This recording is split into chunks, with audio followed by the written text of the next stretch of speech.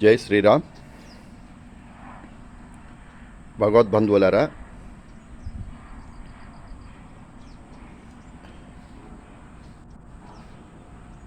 కొన్ని ధర్మసూత్రాలు తెలుసుకుందాం. ఇప్పుడు నేను ధర్మసింధు, నిర్ణయ సింధు, అలాగే కర్మయోగం, ఇలా చాలా మటుకు ఈ గ్రంథాల నుంచి కొద్దిగా జ్ఞానాన్ని పోగు చేసుకుని ఉన్నా. నా అనుభవాన్ని కేవలం పంచుకుందామని మీకు ఈ మెసేజ్ చేస్తున్నాను. ఏంటంటే, ఈ సమాజంలో ధనికులు ఉంటారు, పేదవారు ఉంటారు, అతి దరిద్రంలో ఉన్నవాళ్ళు కూడా ఉంటారు. అయితే ఇలా వారి వారి స్థితిగతులు వారి కర్మఫలాలను బట్టి ఆధారపడి ఉంటుంది. మన హిందూ సనాతన సాంప్రదాయం ప్రకారం మనం కర్మఫలాన్ని నమ్ముతూ ఉంటాం. అయితే ఈ సమాజంలో వ్యక్తులుగా ఉండేవాళ్ళు కొంత గమనిక చేసుకోవాలి. ఏంటంటే, గత జన్మలో మీరేదో కొంత పుణ్యఫలాలను ప్రోగు చేసుకున్నందువల్ల మీకు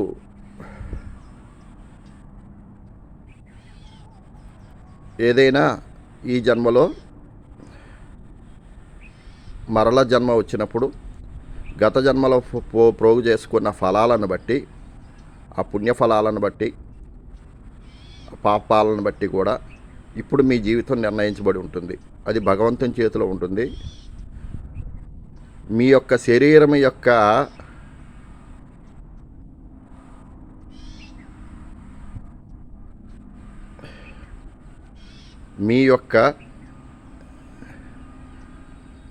ప్రతిభా పాఠవాలు ఏమీ ఉండవు. అది గమనించుకోవాలి. ఇలా గమనించుకొని సమాజంలో మనం ప్రవర్తన చేయాల్సి ఉంటుంది. ఇప్పటికి నేను చాలామందిని కూడా గమనించే ప్రతి విషయంలో కూడా కర్మఫలాలను బట్టి మీరు గత జన్మలో కొంత ఏదో పుణ్యఫలాలు ఉండబట్టే భగవంతుడు ఏం చేస్తాడంటే దాని ప్రతిఫలాన్ని మీకు ఇప్పుడు ఈ జన్మలో మీకు అందజేస్తాడు. అయితే మీరు ఇప్పుడు భగవంతుడు అందజేసిన ఆ పుణ్యఫలాల ఫలితంగా మీరు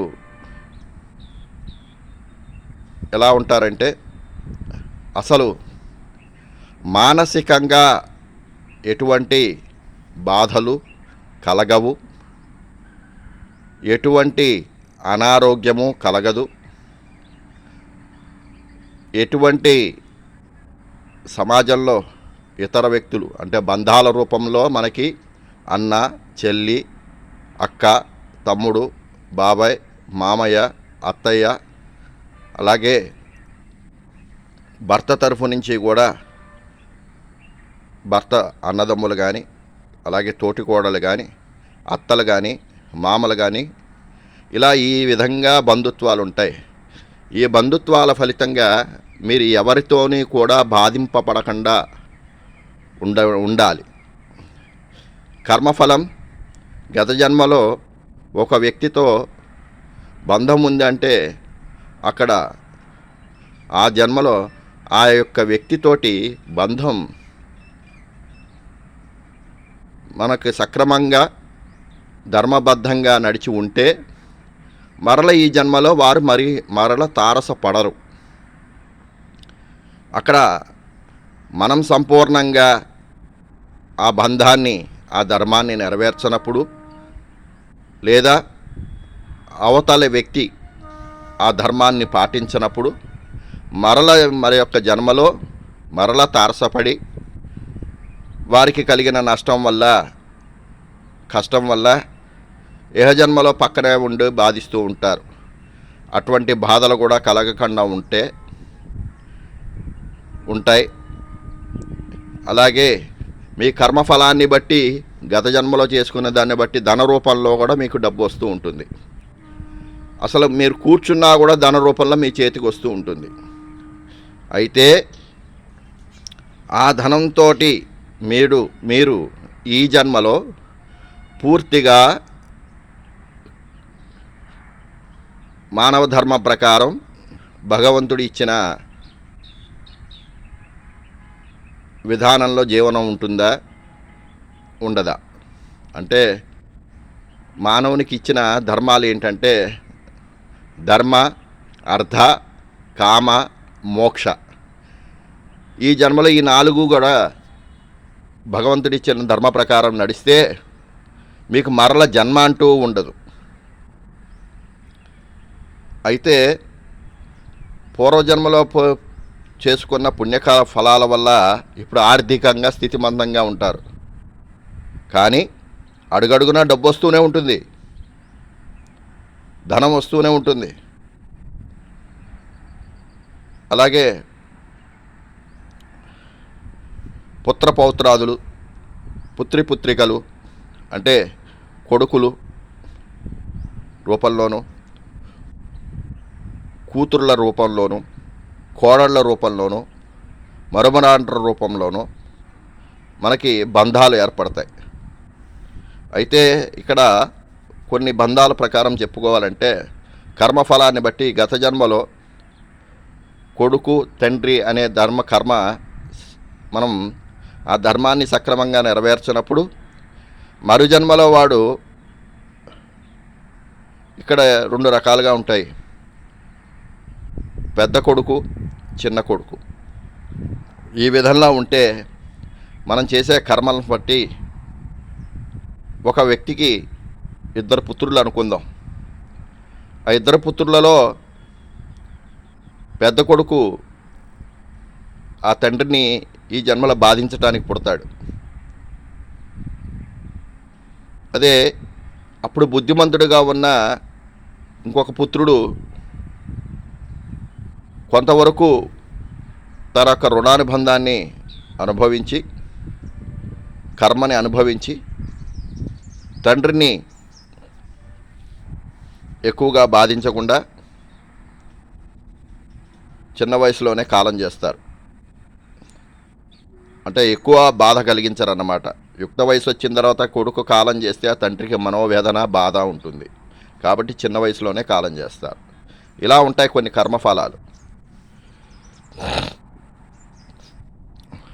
అయితే ఇదంతా ఎందుకు చెప్పుకుంటున్నామంటే ఈ ధనం ఉంది కదా అని చెప్పి చాలామంది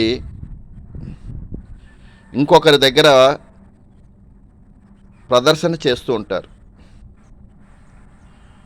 అంటే ధనం ఉందని డాబుసరిగా మాట్లాడటం, ధనం ఉంది కదా అని గొప్పగా మాట్లాడటం, ధనం ఉంది కదా అని ఎంతసేపు నాకెందే వీళ్ళు ఉన్నారు అనుకుంటాం. అలాగే నేను సహాయం చేస్తే కానీ వీళ్ళు బతకలేరు అనుకోవటం. అలా ఉంటూ కాస్త లేమిలో ఉన్న వారి దగ్గరికి వచ్చి ప్రదర్శన చేస్తూ ఉంటారు. ఇలాంటి వాళ్ళు బంధువుల రూపంలో ఉంటారు, స్నేహితులు అనను కానీ పరిచయ వ్యక్తులు రూపంలో కూడా మనల్ని బాధిస్తూ ఉంటారన్నమాట. అయితే వారు అనుకోవాలి మనం ఎదుటి వ్యక్తిని అనవసరంగా ఇబ్బంది పెడుతున్నాం, బాధ పెడుతున్నాం అని కొంచెం ఆలోచన చేసుకుంటూ ఉండాలి. నువ్వు మంచి పుణ్యఫలాలు పోగు చేసుకున్నావు కాబట్టి ఈ జన్మలో నీకు ధనం లభించింది. అలా పూర్తి శాతం నీకు ఆ ధనం అనేది లభించిందా? అనారోగ్యం లేకుండా ఉన్నావా? మానసిక వేదనలో పడకుండా ఉన్నావా? నీ బంధువులతో కానీ, మిత్రులతో కానీ, స్నేహితులతో కానీ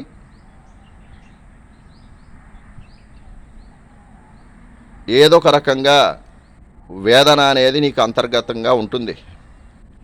కానీ ఇంతకన్నా గొప్ప పాపం ఏం చేస్తున్నావంటే ఎవరైతే లేమిగా ఉంటారో వారి వద్దకు వచ్చి నాకు అలా డబ్బులు వస్తాయి, నాకు ఇలా ధనం వస్తుంది, నేను ఆస్తులు ఇంత కూడబెట్టుకున్నా, నేను అంత కూడబెట్టుకున్నా, ఇంత బంగారం కొన్నా, ఇంత లోహం కొన్నా, ఇంత గృహాలు ఏర్పరచుకున్నా అని వారు ప్రదర్శన చేస్తూ ఉంటారు. ఆ సమయంలో ఏమాత్రం కూడా అవగాహన లేని వ్యక్తులు, అంటే ధనవంతులు, ధనరూపేణా ధనవంతులు కానివారు బాధకు గురవుతారు. అయ్యో మనకి చేత కావటం లేదా ధనం సంపాదించడం, అదేవిధంగా మనం ఆస్తులు సమకూర్చటం లేదా, మనం అయితే గత జన్మలో పుణ్యాలు చేయలేదా, ఈ జన్మలో ఇంత ఆర్థికంగా మనం వెనకబడి ఉన్నామా, మరణ సమస్యగా ఉందా జీవనం, అయ్యో మనకు చేత కాకుండా బతుకుతున్నామా, వీళ్ళలాగా ఎందుకు బతకలేకపోతున్నాం అనే ఆలోచన తెప్పించిన పాపం ఈ ధనవంతులకు కూడా లభిస్తుంది. అయితే ఇక్కడ ధనవంతుడు కాని వ్యక్తి కొంచెం అజ్ఞానంలో ఉంటే కూడా తన యొక్క స్థితిగతులు బోధపడవు.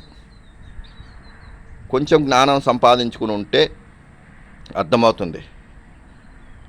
ఎక్కువగా అనారోగ్య సమస్యలతో బాధపడకుండా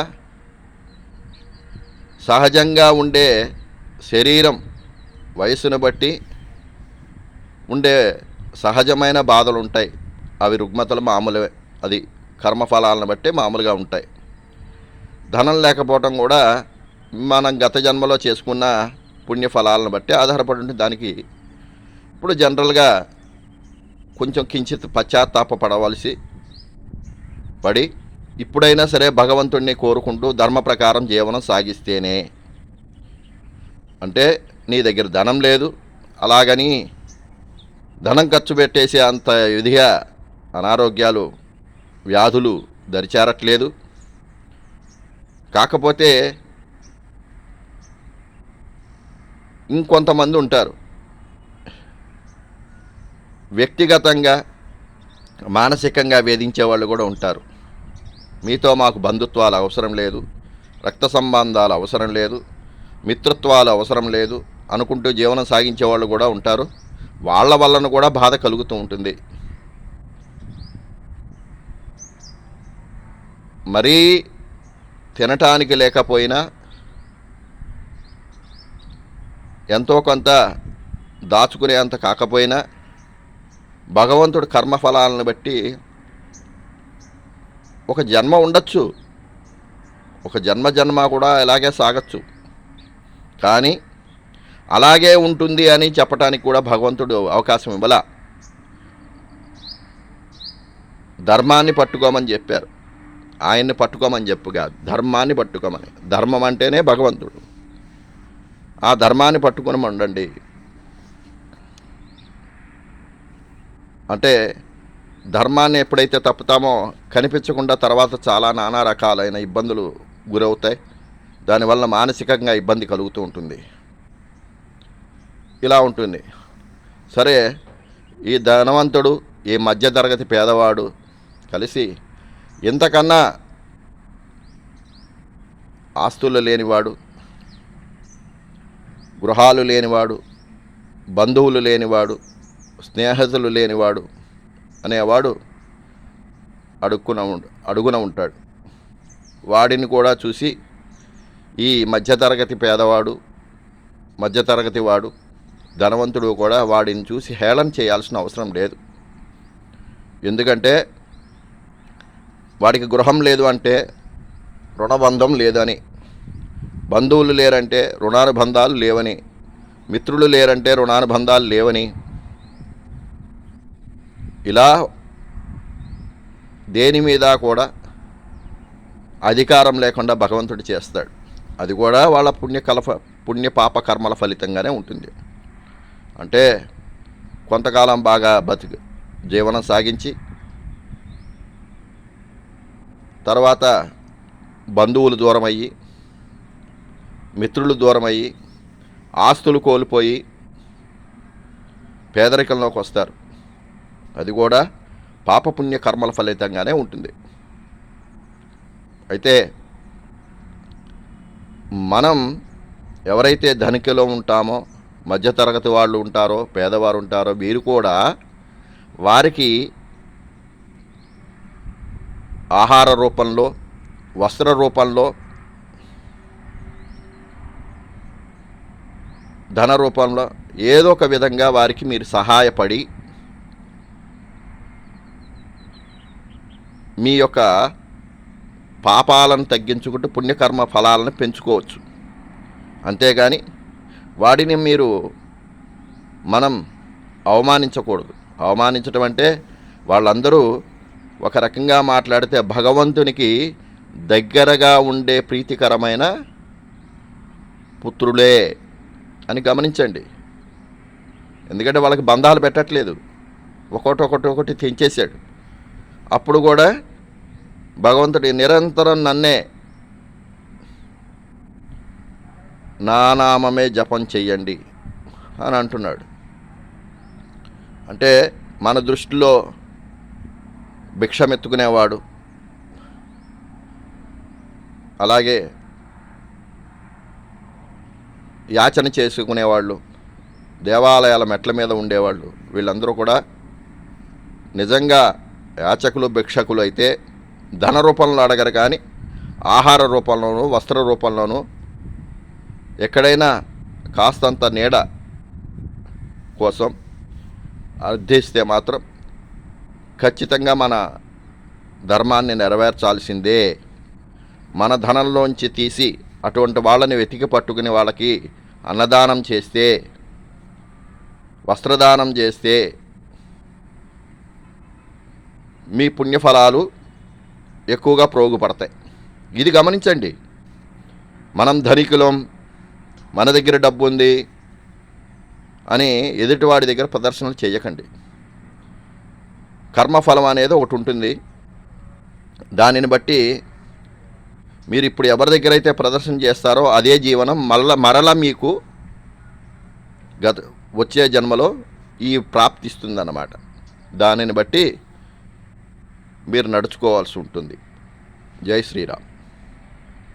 మరలా ఈ కర్మఫలాల గురించి వాటి గురించి కూడా ఇంకొక వీడియోలో విశదీకరిస్తాను మీకు. జై శ్రీరామ్.